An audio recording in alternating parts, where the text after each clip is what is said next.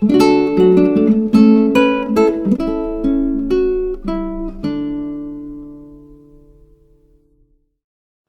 dia, meu irmão, minha irmã, bem-vindos ao nosso encontro de toda manhã da reflexão da Palavra de Deus. Hoje é quarta-feira, dia 16 de novembro da 33ª semana do Tempo Comum. E a liturgia da Palavra que iremos refletir hoje, a primeira leitura, é do livro do Apocalipse de São João, capítulo 4, do versículo 1 ao 11. Aqui, João vê, eu diria, tem uma visão de algo que é o céu, né? E de uma maneira,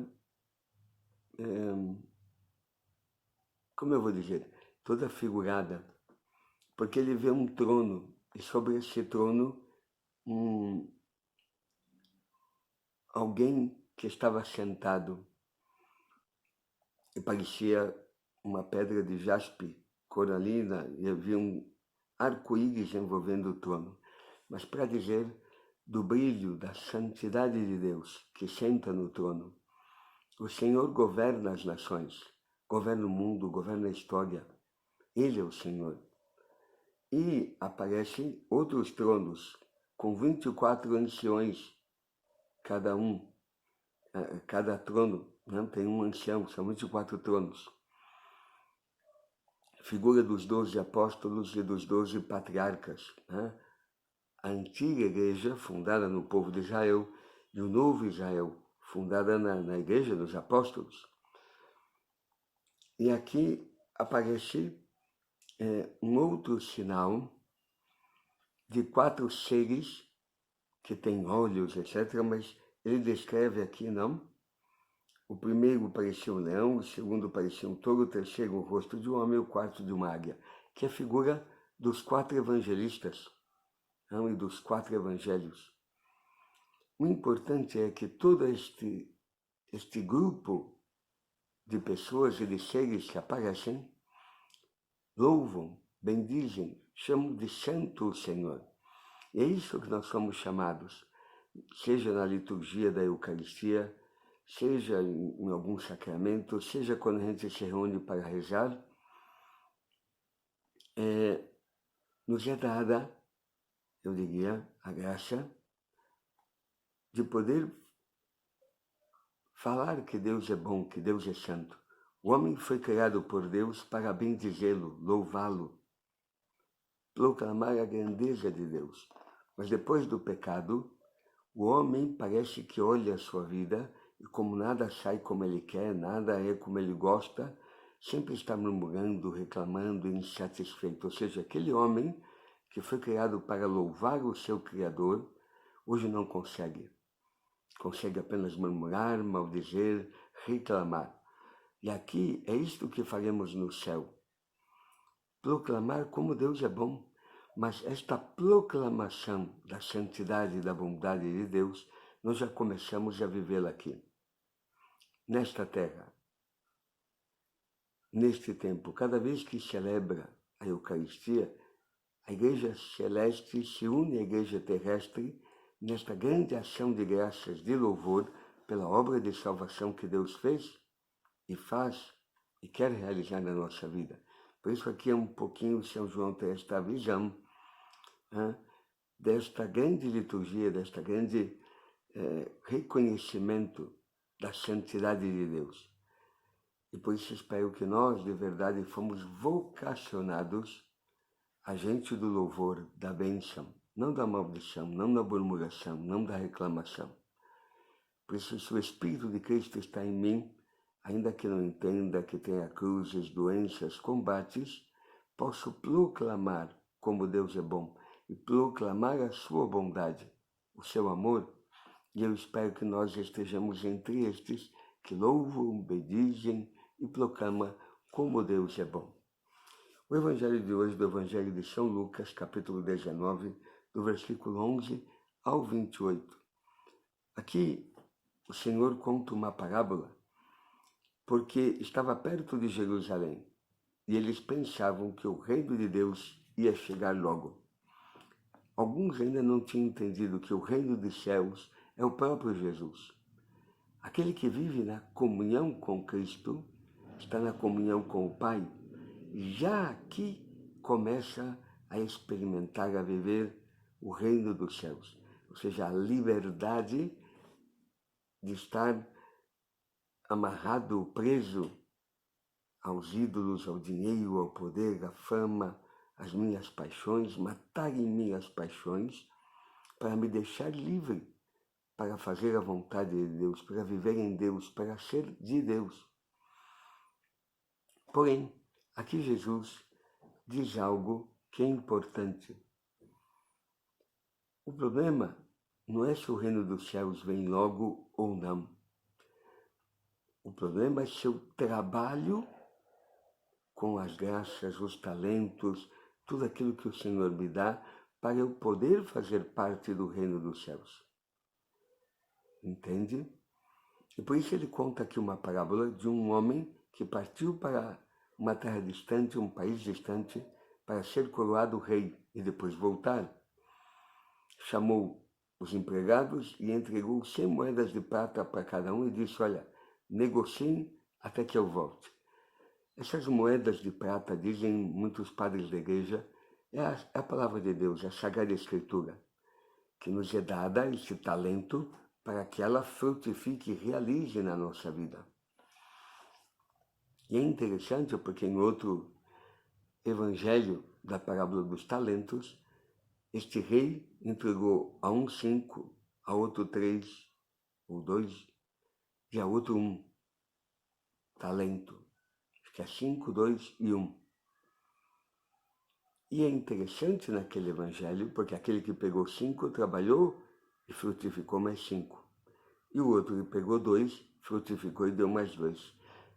É interessante porque aquilo que a parábola no fundo quer nos dizer, aquele que trabalha com a palavra que Deus semeou no nosso coração e faz com que ela, pela graça de Deus, se faça carne na nossa vida, então eu recebi uma palavra e ela se fez carne. Eu devolvo essa palavra cumprida, feita carne na minha vida. Aqui a parábola de Lucas tem algumas nuances, algumas diferenças, não?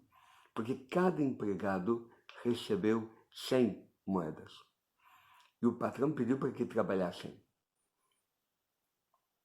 O primeiro trabalhou, ganhou 10 vezes mais. O segundo trabalhou e ganhou 5 vezes mais. Significa que este dobrar a quantidade manifesta que a palavra que eu recebi se fez carne em mim, na minha vida. Sou testemunha de que esta palavra é verdadeira.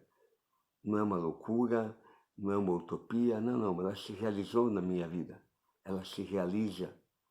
Este é o grande segredo. Porém, aqui, os concidadãos deste homem não querem que ele seja rei, domine sobre eles. É a figura um pouquinho dos fariseus mestres da lei. Porque, no fundo, não querem a Jesus, porque Jesus é o rosto do Pai. E ele já tem ideia de como é Deus. A lei, o cumprimento, ritos, exigência, o auto-justificar-me, o auto-salvar-me, cumprimento apenas estrito da lei. Aqui não. Aqui é outra coisa. Não? Entrega os talentos e esses empregados saem para trabalhar. Tirando o terceiro, que devolveu os talentos, as moedas, para o seu senhor. Se o primeiro que trabalhou ganhou 100 e trabalhou para ganhar e ganhou 10 vezes mais, ele, além de multiplicar, ganhar 1000 moedas, né, fazer com que as 100 virassem 1000, o Senhor lhe diz, como fostes fiel no pouco, muito te é dado. Vem governar 10 cidades. E o mesmo que acontece com o dos 5 talentos. Multiplicou, olha, rendeu 5 vezes mais, 500. E por isso o Senhor lhe diz, olha, venha, governa 5 cidades. Por isso o Senhor quer que a gente seja reis, sacerdotes e profetas para julgar o mundo. para julgar as intenções dos homens, se é verdade que eu vivi na minha vida a santidade, a comunhão com Deus, etc. Não?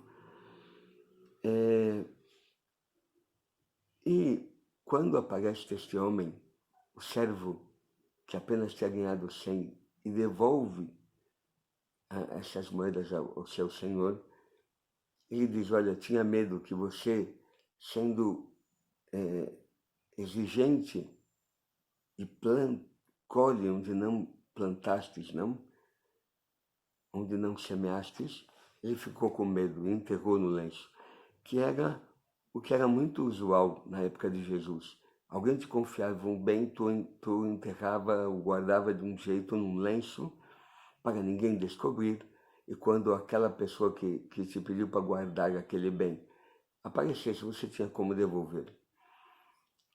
E aqui o Senhor chama de um servo mau, porque não quis trabalhar para que a palavra frutificasse na sua vida. E o que ele faz? Manda tirar as moedas deste que apenas recebeu 100 e guardou no lenço, para dar àquele que tem 1000. E todo mundo se espanta, mas ele já tem 1000.